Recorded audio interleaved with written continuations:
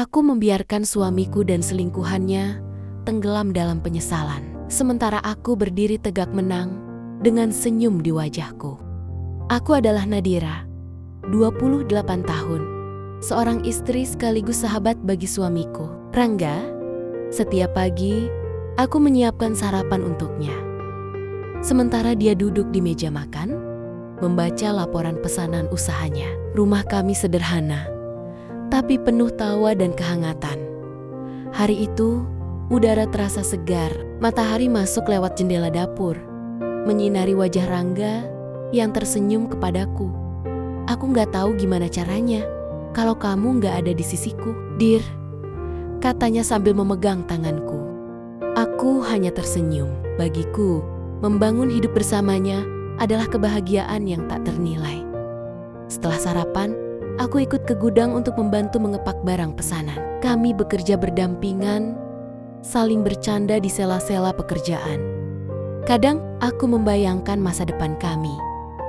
Rumah yang lebih besar, anak-anak yang berlarian di halaman, dan usaha yang terus berkembang. Di mataku, hidup kami sudah nyaris sempurna. Aku tidak tahu, saat itu, sebuah badai sudah diam-diam mendekat, menunggu saat yang tepat untuk menghancurkan segalanya. Beberapa hari kemudian, aku mulai menyadari sesuatu yang berbeda pada Rangga. Dia lebih sering memegang ponselnya, bahkan saat makan malam. Kalau dulu dia selalu menatap mataku saat bercerita, kini tatapannya sering jatuh pada layar kecil itu. Banyak pesanan baru, ya? Tanyaku mencoba tersenyum. Dia mengangguk singkat, lalu mengalihkan pembicaraan. Aku percaya, atau setidaknya berusaha percaya. Bukankah ini demi masa depan kami? Namun, ada momen-momen kecil yang membuat hatiku tak tenang. Telepon yang ia jawab di teras rumah dengan suara lirih. Senyuman tipis yang muncul tanpa alasan. Lalu buru-buru ia sembunyikan. Pulang lebih larut dari biasanya dengan alasan meeting mendadak. Suatu malam, aku menunggu di ruang tamu hingga ia pulang. Saat pintu terbuka, aroma parfum asing tercium samar bukan parfumku. Aku menahan diri untuk tidak bertanya. Aku takut jawabannya akan mengubah segalanya. Di balik senyum hangat yang masih kutunjukkan, ada rasa cemas yang perlahan menggerogoti hatiku. Aku tidak tahu, itu hanyalah permulaan dari sebuah kenyataan pahit yang akan memaksa aku menjadi seseorang yang sama sekali berbeda. Malam itu, aku sendirian di rumah. Rangga bilang ada urusan penting di luar kota dan tak bisa pulang. Ponselnya tertinggal di meja kerja, sesuatu yang jarang sekali terjadi. Awalnya aku hanya ingin memindahkannya ke tempat yang aman. Tapi ketika layar menyala, sebuah notifikasi muncul. Aku kangen kamu, Mas. Cepat pulang ya. Aku sudah siapkan kejutan. Hatiku berdegup kencang. Jemariku gemetar saat melihat nama pengirimnya, Sinta. Aku membaca passion sebelumnya. Ada panggilan sayang, rencana makan malam, dan foto-foto yang jelas bukan urusan bisnis. Dunia seakan berhenti berputar. Semua momen indah yang kami lalui seakan hancur dalam sekejap. Tanganku terkulai lemas. Ingin rasanya aku memanggilnya sekarang juga, menuntut penjelasan. Tapi aku tahu, kalau aku gegabah, dia akan punya 1000 alasan untuk memutarbalikkan cerita. Malam itu, aku duduk di ruang tamu hingga fajar, mencoba memahami bagaimana seorang lelaki yang pernah berjanji tak akan meninggalkanku, kini begitu mudah memberi tempat di hatinya untuk orang lain. Aku tidak sadar, langkah besar berikutnya dari Rangga akan jauh lebih menyakitkan dari sekadar pesan singkat di ponselnya. Sore itu, dia pulang lebih cepat dari biasanya. Wajahnya datar, tanpa senyum seperti biasa. Aku mau bicara, katanya singkat. Suaranya tenang, tapi entah kenapa membuat dadaku sesak. Kami duduk berhadapan di ruang tamu. Aku mencoba tersenyum, berharap ini hanya masalah pekerjaan. Namun, kata-kata yang keluar dari mulutnya membuat napasku tercekat. Aku mau kita berpisah, Dir. Dunia di sekitarku seperti membisu. "Kenapa?" tanyaku lirih. Dia menghela napas, lalu menunduk. "Aku mau menikah dengan Sinta. Dia bisa mendukung usahaku lebih jauh." "Maaf, kamu terlalu biasa." Biasa. Hanya satu kata itu yang terus terulang di kepalaku, menghapus semua pengorbanan. Malam-malam tanpa tidur, dan doa-doa yang selama ini kupanjatkan untuknya. Aku menatapnya, mencari sedikit rasa penyesalan di matanya. Tapi yang kulihat hanya keyakinan. Saat itu juga aku tahu, apapun yang kukatakan tak akan mengubah keputusannya. Malam itu, aku mengemas barang-barangku. Rumah yang pernah dipenuhi tawa, kini terasa asing. Aku meninggalkan pintu itu dengan hati yang robek. Tidak tahu bagaimana caranya untuk mulai hidup kembali. Yang ku tahu, aku tidak akan selamanya menjadi korban. Malam itu, di kontrakan kecil yang nyaris kosong, aku duduk di lantai dengan koper terbuka. Di hadapanku hanya ada beberapa pakaian, foto pernikahan yang retak kacanya, dan air mata yang tak kunjung berhenti. Aku memandang ke langit-langit, mencoba mengatur napas. Rasa sakitnya begitu tajam. Tapi di sela-sela hancurnya hatiku, sebuah suara dalam diriku berkata, "Bangkit, tunjukkan bahwa kamu bisa hidup lebih baik tanpanya." Sejak malam itu, aku membuat sumpah, aku akan kembali. Tapi bukan untuk memohon cinta. Aku akan kembali sebagai seseorang yang membuatnya menunduk malu. Caranya, aku belum tahu. Yang pasti, aku tidak akan berhenti sampai aku meraihnya. Keesokan harinya, aku mulai mencari pekerjaan. Tawaran yang datang kebanyakan pekerjaan sederhana, tapi aku menerimanya dengan lapang dada. Aku sadar, semua harus dimulai dari nol. Siang bekerja, malam belajar. Aku membaca buku bisnis, mengikuti seminar online, dan memperluas koneksi. Perlahan, kelelahan fisik terkalahkan oleh semangat yang mulai tumbuh. Aku tak lagi ingin sekadar bertahan hidup. Aku ingin menguasai hidupku sendiri. Aku belum tahu perjalananku akan membawaku pada sebuah peluang besar dan juga rintangan yang bisa menggagalkan semuanya. Suatu malam, setelah pulang kerja dengan tubuh letih, aku menerima pesan dari Arman, rekan yang kutemui di seminar bisnis daring. "Aku butuh partner untuk proyek ekspor. Aku lihat kamu punya potensi," tulisnya. Mataku berbinar, tapi rasa ragu juga muncul. Proyek itu membutuhkan modal besar dan komitmen penuh. Sedangkan tabunganku hanya cukup untuk bertahan hidup beberapa bulan ke depan. Namun, hatiku berkata, inilah pintu menuju kehidupan baru.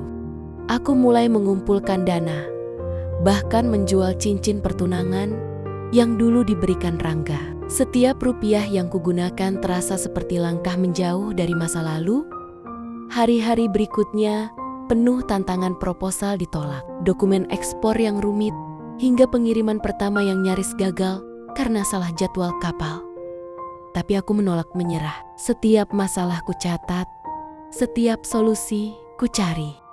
Di sela kesibukan itu, aku mendengar kabar bahwa usaha Rangga mulai goyah. Hatiku berdebar bukan karena ingin melihatnya jatuh, tapi karena aku tahu saat waktunya tiba, aku akan berdiri di tempat yang membuatnya tak lagi bisa memandangku rendah. Aku tidak sadar langkah-langkah kecil ini sedang mengantarkanku menuju pertemuan kembali, dengannya pertemuan yang akan mengubah segalanya. Siang itu, telepon dari Arman membuat jantungku berdebar. Ada perusahaan yang mau dijual cepat, potensinya besar, tapi kondisinya sedang goyah, katanya ketika ia menyebut nama perusahaan itu.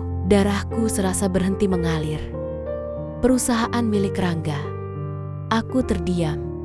Bagian dari diriku ingin menolak mentah-mentah. Mengapa harus kembali bersinggungan dengannya? Tapi bagian lain, bagian yang pernah disakiti dan diusir tanpa rasa iba, berbisik lirih. Inilah saatnya.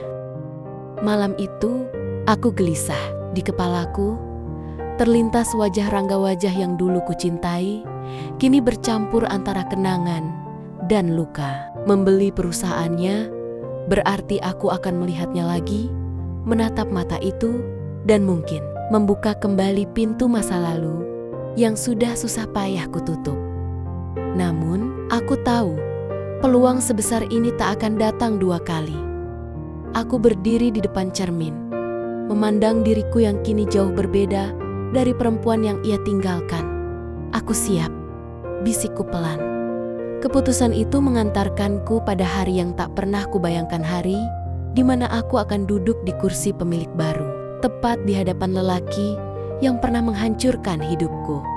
Ruang rapat besar itu terasa sunyi ketika aku melangkah masuk. Beberapa staf berdiri memberi salam hormat, dan di ujung meja duduk Rangga, terlihat lebih pucat dengan sorot mata yang penuh tanda tanya. Saat aku mendekat, matanya membesar.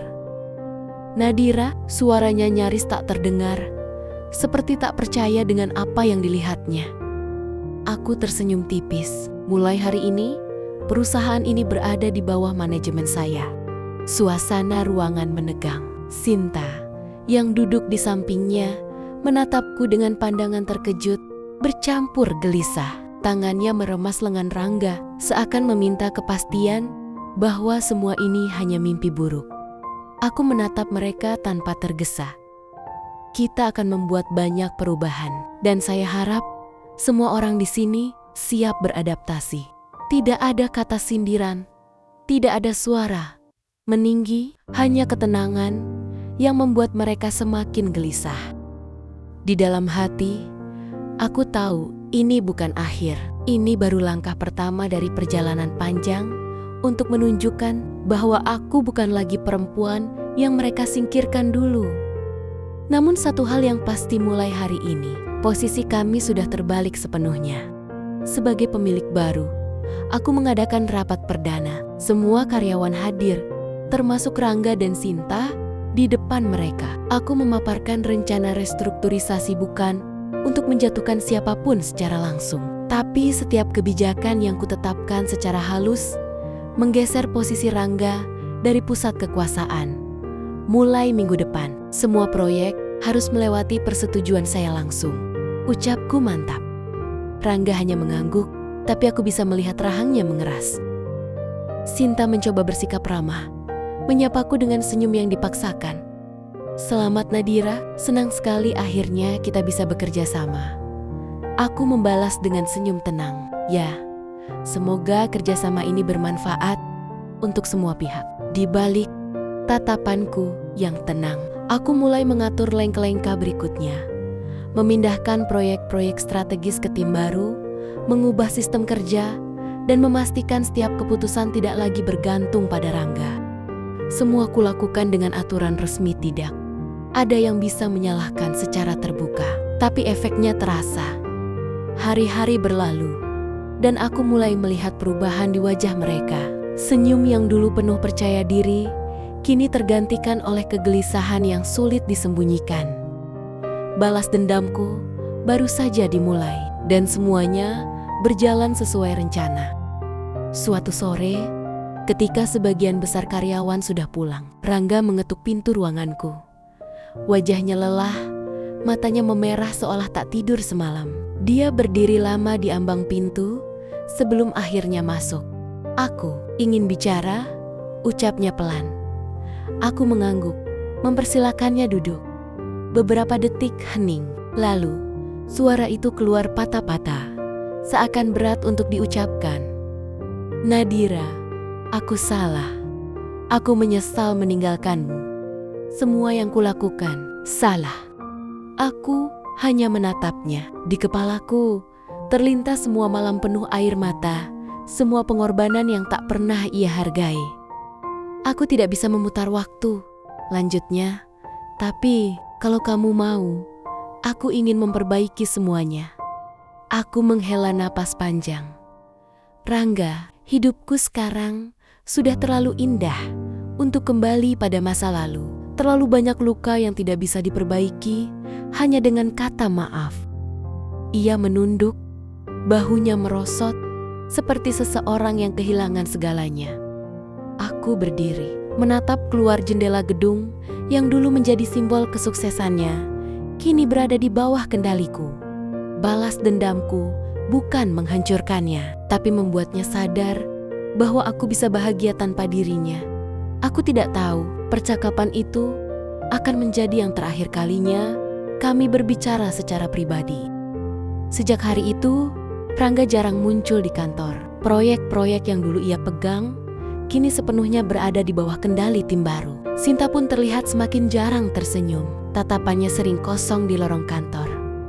Sementara itu, hidupku perlahan menemukan arah baru. Aku mulai mengalihkan fokus dari sekadar mengelola perusahaan menjadi sesuatu yang lebih berarti.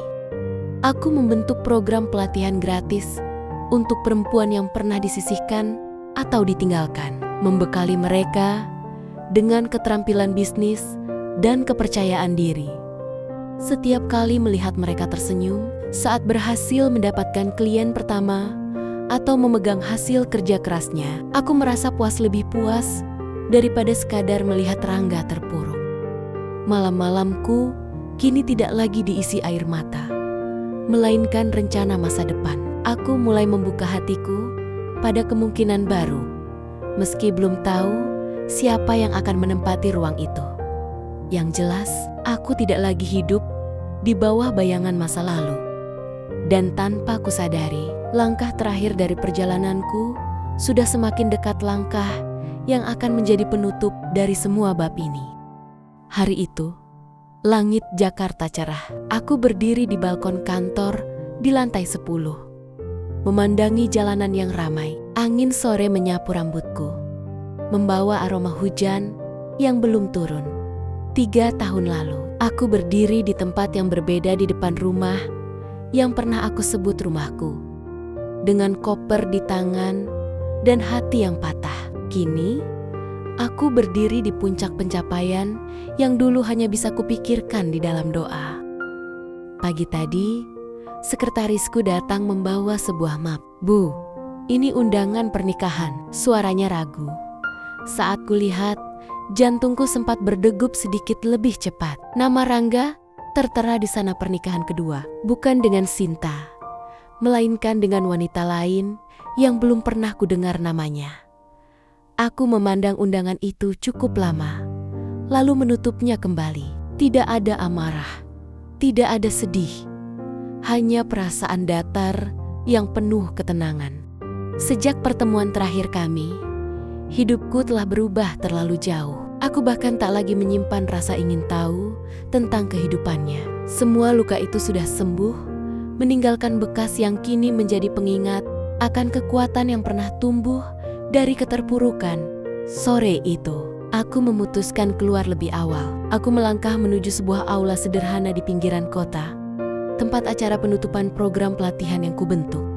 Di dalamnya, puluhan perempuan duduk rapi, menunggu giliran menerima sertifikat. Sebagian dari mereka dulunya pernah menangis di hadapanku, menceritakan kisah pahit mereka. Kini, mata mereka memancarkan semangat yang sama seperti yang pernah kumiliki saat memulai semuanya.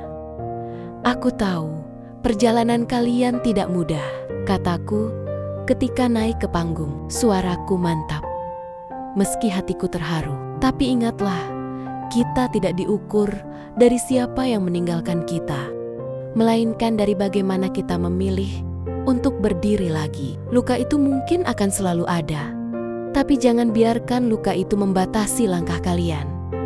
Tepuk tangan menggema di ruangan itu. Beberapa mata berkaca-kaca, dan aku tahu mereka mengerti apa yang kumaksud. Setelah acara selesai, aku duduk di sudut aula, memandangi satu persatu wajah yang tersenyum. Seorang perempuan muda mendekat, wajahnya berseri-seri. "Bu Nadira, terima kasih. Kalau bukan karena pelatihan ini, saya mungkin masih takut memulai apapun," ucapnya sambil menggenggam sertifikatnya. Erat-erat aku membalas senyumnya. "Bukan aku yang membuatmu kuat, tapi dirimu sendiri." Aku hanya mengingatkan bahwa kekuatan itu sudah ada di dalam dirimu sejak awal. Malam mulai turun, Saat aku meninggalkan aula, di perjalanan pulang, aku melewati sebuah kafe kecil. Entah kenapa, aku memutuskan untuk singgah sebentar. Di sudut kafe, aku duduk dengan secangkir teh hangat. Lampu-lampu kota di luar jendela berpendar, menciptakan suasana yang tenang. Aku membuka buku catatan kecil yang selalu kubawa. Di halaman pertama tertulis kata-kata yang kutulis di malam penuh air mata 3 tahun lalu. Aku akan kembali. Bukan untuk memohon, tapi untuk membuat mereka menunduk di depanku. Aku tersenyum, bukan karena aku telah membuat Rangga menunduk, tetapi karena aku menemukan makna baru dari kata-kata itu. Ternyata, balas dendam terbaik bukanlah membuat orang lain hancur, melainkan membuat diri sendiri tumbuh begitu tinggi hingga masa lalu tak lagi mampu menjangkaumu. Pikiranku melayang pada semua yang telah kulalui. Malam-malam tanpa tidur, penolakan demi penolakan, rasa takut yang tak terhitung jumlahnya. Tapi di antara semua itu, ada pula orang-orang baik yang menolong. Seperti Arman, yang tak hanya menjadi mitra bisnis, tapi juga teman yang selalu mendorongku untuk percaya pada diriku sendiri. Ponselku bergetar. Sebuah pesan dari Arman masuk. Proyek baru kita disetujui. Persiapkan dirimu. Ini akan jadi langkah besar berikutnya. Aku membalas singkat. Siap. Terima kasih, Arman. Senyumku mengembang. Perjalanan ini belum selesai. Mungkin tidak akan pernah benar-benar selesai. Karena hidup selalu membawa tantangan baru. Tapi kali ini, aku tidak lagi takut. Tehku hampir habis ketika hujan mulai turun di luar. Rintiknya pelan, seolah ikut menenangkan hatiku.